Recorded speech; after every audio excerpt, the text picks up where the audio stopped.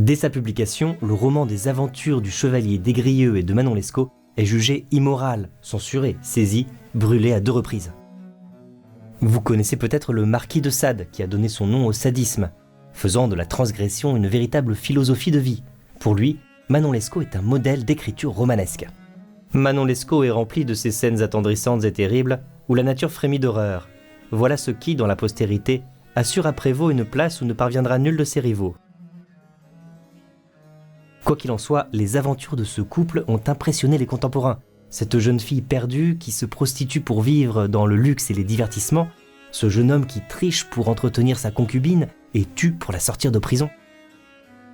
Dans quelle mesure ce goût pour la transgression permet d'expliquer le plaisir romanesque de cet ouvrage de l'abbé Prévost? D'abord, on y trouve un pur plaisir romanesque. Les péripéties nous plongent dans des milieux crapuleux et libertins. Mais cela cache un objectif plus profond, faire la satire d'une société, observer et dénoncer une décadence généralisée. Enfin, cela nous invite à considérer le chevalier Des-Grieux avec un regard critique, à décrypter ce que cachent ses aveuglements. Ce goût même de la transgression pourrait-il servir un projet moraliste? Toutes mes ressources sur Manon Lescaut, fiches thématiques, personnages, mes explications linéaires et dissertations en vidéo, PDF téléchargeables et podcasts, sur mon site www.mediaclasse.fr. Si vous en avez l'occasion, n'hésitez pas à soutenir mon travail, accéder à toute ma bibliothèque pour le prix d'un livre de poche.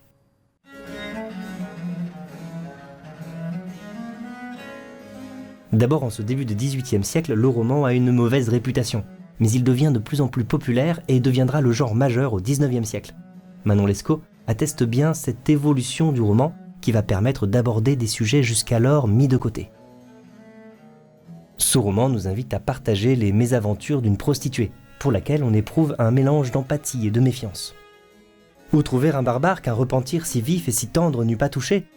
Pour moi, je sentis dans ce moment que j'aurais sacrifié pour Manon tous les évêchés du monde chrétien. On devine que cette faiblesse amène Des-Grieux dans les pires malversations. Mais on est entraîné par les ressorts habituels du roman picaresque, évasion de prison, coups de pistolet, duel, etc. Un garde du corps des amis de Lescaut lui avait proposé de jouer. Lescaut avait gagné si rapidement qu'il s'était querellé avec une animosité extrême. Lescaut avait refusé de mettre l'épée à la main et l'autre avait juré de lui casser la tête, ce qu'il avait exécuté le soir même.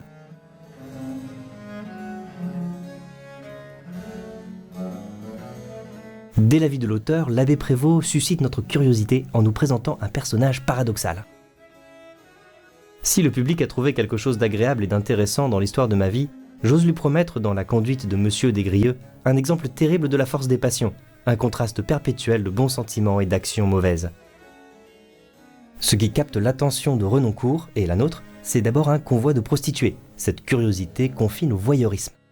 Une douzaine de filles de joie que nous ferons embarquer pour l'Amérique. Il y en a quelques-unes de jolies et c'est ce qui excite la curiosité de ces bons paysans. Renoncourt précise d'ailleurs tout de suite que c'est plutôt la compassion qui animait sa propre curiosité. J'aurais passé après cette explication si je n'eusse été arrêté par les exclamations d'une vieille femme. « Ah monsieur, voyez si ce spectacle n'est pas capable de fendre le cœur !» La curiosité me fit descendre de mon cheval.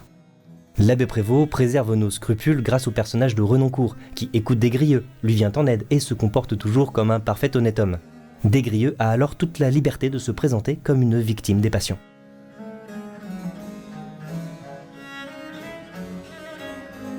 Flaubert est lui-même fasciné par la force irrésistible qui pousse ces deux jeunes gens aux pires malversations. Ce qu'il y a de fort dans Manon Lescaut, c'est le souffle sentimental, la naïveté de la passion qui rend les deux héros si vrais, si sympathiques, si honorables, quoiqu'ils soient fripons. Et en effet, on découvre rapidement le mécanisme qui va lier l'histoire d'amour aux passions les plus dangereuses. Manon était passionnée pour le plaisir et je l'étais pour elle. Il nous naissait à tout moment de nouvelles occasions de dépenses et je fus le premier à lui procurer tout ce que je croyais propre à lui plaire. Lescaut, le frère de Manon, joue le rôle du tentateur. Il prostitue sa sœur auprès du vieux monsieur de GM et il propose de mettre Des-Grieux en liaison avec une dame vieille et libérale. Monsieur de T est lui aussi un personnage qui va inciter nos deux amoureux à franchir de nouvelles limites. Monsieur de T me communiqua une pensée fort plaisante. Il lui semblait que je ne pouvais me venger plus agréablement de mon rival qu'en couchant cette nuit dans le lit qu'il espérait d'occuper avec ma maîtresse.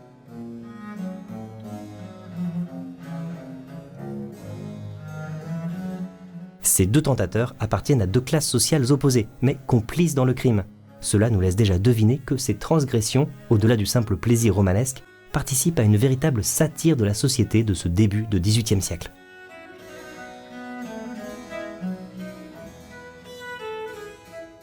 Le registre comique alimente le plaisir de la satire. Le déguisement, par exemple, relève de la comédie. Quand Des-Grieux se déguise en orphelin pour retrouver Manon chez Monsieur de GM, la scène fait ressortir le ridicule des faux-semblants. Nous irions souper avec Monsieur de GM pour 2 raisons.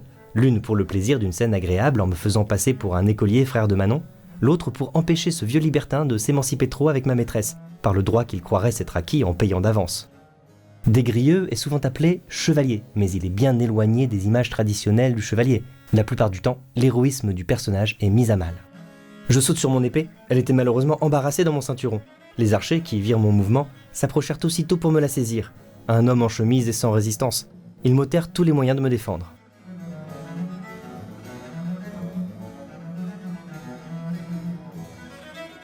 La satire sociale se retrouve dans le mélange des registres littéraires. Le registre épique tourne au comique. Le registre pathétique teinté d'ironie révèle les intentions du personnage, par exemple quand Des-Grieux vient demander de l'argent à Tiberge. Je lui fis une si vive peinture du désespoir où j'étais que je vis le bon Tiberge aussi affligé par la compassion que je l'étais par mes peines. Les rôles dévolus à la comédie et à la tragédie sont intervertis. Ce n'est pas le noble Des-Grieux, mais Manon Lescaut de basse extraction qui connaît un destin tragique sublime. Je la perdis, je reçus d'elle des marques d'amour au moment même qu'elle expirait. C'est tout ce que j'ai la force de vous apprendre de ce fatal et déplorable événement. Mon âme ne suivit pas la sienne. Le ciel ne me trouva point sans doute assez rigoureusement puni. On retrouve ce mélange des genres subversifs lorsque Des-Grieux utilise des concepts religieux pour justifier ses propres égarements. Tiberge lui-même en est effrayé. Il recula de 2 pas, disant que c'était un malheureux sophisme d'impiété. Cette comparaison du terme de vos peines avec celui de la religion est une idée des plus libertines et des plus monstrueuses.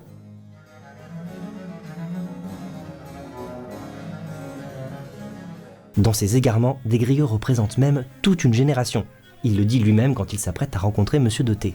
Je m'imagine que Monsieur de T, riche et de bonne famille, est dans un certain goût de plaisir, comme la plupart des jeunes gens de son âge. Quand Des-Grieux veut se justifier face à son père, il cite de nombreux exemples, mais il s'arrête en réalisant que cela ne suffira pas à expliquer la provenance des cadeaux de Manon. J'aurais pu prouver aussi facilement que je n'étais pas sans modèle, mais il me restait trop d'honneur pour ne pas me condamner moi-même avec tous ceux dont j'aurais pu me proposer l'exemple. L'abbé Prévost écrit ce roman en 1731, et les événements qu'il relate encadrent la mort de Louis XIV en 1715.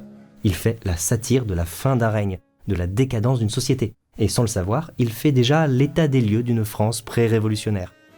Certains passages sont même des critiques directes à l'égard de Louis XIV. Les fermiers généraux, par exemple, chargés de collecter les impôts du roi, abusent de leur pouvoir.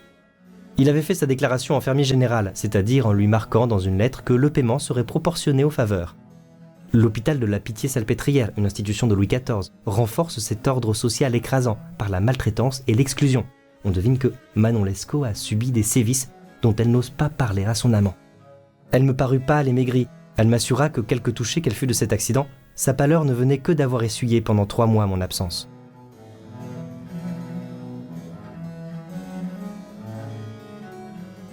Les transgressions de ce roman constituent une véritable satire de la société. Mais l'abbé Prévost n'est pas un révolutionnaire, ni même un réformateur. Il prolonge une tradition moraliste qui s'intéresse surtout aux passions humaines. L'aveuglement de Des-Grieux invite surtout le lecteur à être plus lucide que lui sur sa propre histoire.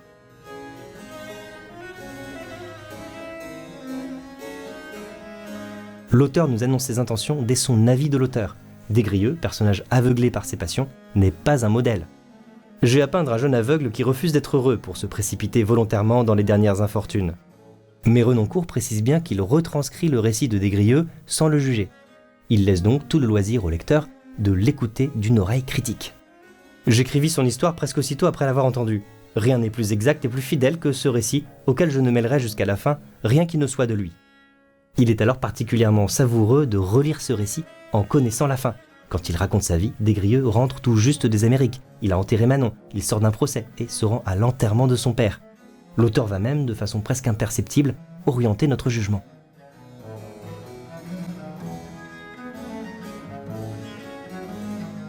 À travers la métaphore du jeu de cartes et de la tricherie, l'auteur nous invite indirectement à nous méfier de ce narrateur. Le dirais-je à ma honte, j'acquis en peu de temps assez d'habileté pour tromper les yeux des plus habiles. D'ailleurs, Des-Grieux lui-même nous confie les intentions cachées de ses propres discours, par exemple pour toucher le supérieur de Saint-Lazare. Je lui présentais les choses à la vérité du côté le plus favorable pour nous. Le bon père, me voyant dans cet excès d'affliction, entreprit de me consoler. Il me dit qu'il n'avait jamais compris mon aventure de la manière dont je la racontais. Ce registre pathétique apparaît d'ailleurs comme une véritable arme de persuasion pour amadouer les personnes de pouvoir. Devant son père, il joue même un rôle tragique, alors qu'on sait bien qu'il ne mourra pas à la fin de cette histoire. « N'augmentez pas mon désespoir. Ma mort que vous apprendrez bientôt vous fera peut-être reprendre pour moi des sentiments de père. » L'auteur semble se moquer de ce personnage qui est censé s'amener à justifier son manque d'héroïsme. Ne voyant de tous côtés que des sujets de désespoir, je résolus d'aller avec soumission les prier de me laisser accompagner Manon jusqu'au Havre de Grâce et passer ensuite au-delà des mers avec elle.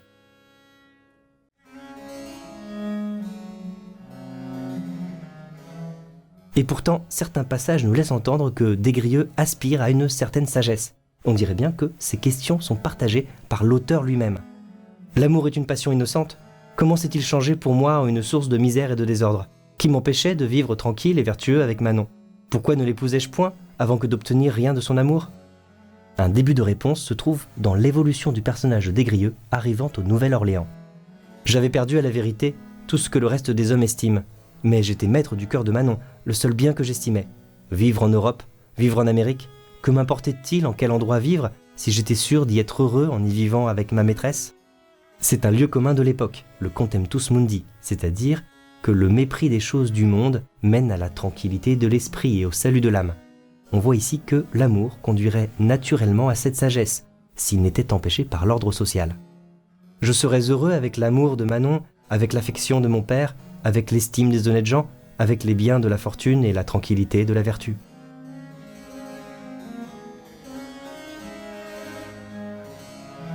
Ainsi, tout au long du roman, le lecteur est charmé par un plaisir romanesque jouant sans cesse sur la transgression. Et en effet, les péripéties de ce couple en cavale nous plongent dans les milieux les plus crapuleux et libertins. Mais on découvre vite que le plaisir subversif du roman est plus subtil, cachant la satire d'une société corrompue où toutes les classes sociales s'adonnent aux passions les plus diverses. Enfin, le plaisir de la transgression se retrouve dans la liberté qui est laissée au lecteur de juger le caractère de Des-Grieux. Et derrière toutes les dérives de ce personnage, une chose résiste absolument à toutes les critiques, l'amour qui lie les deux jeunes gens. Peut-être qu'on peut voir dans ce roman les prémices des thèmes qui feront le succès du drame romantique au siècle suivant.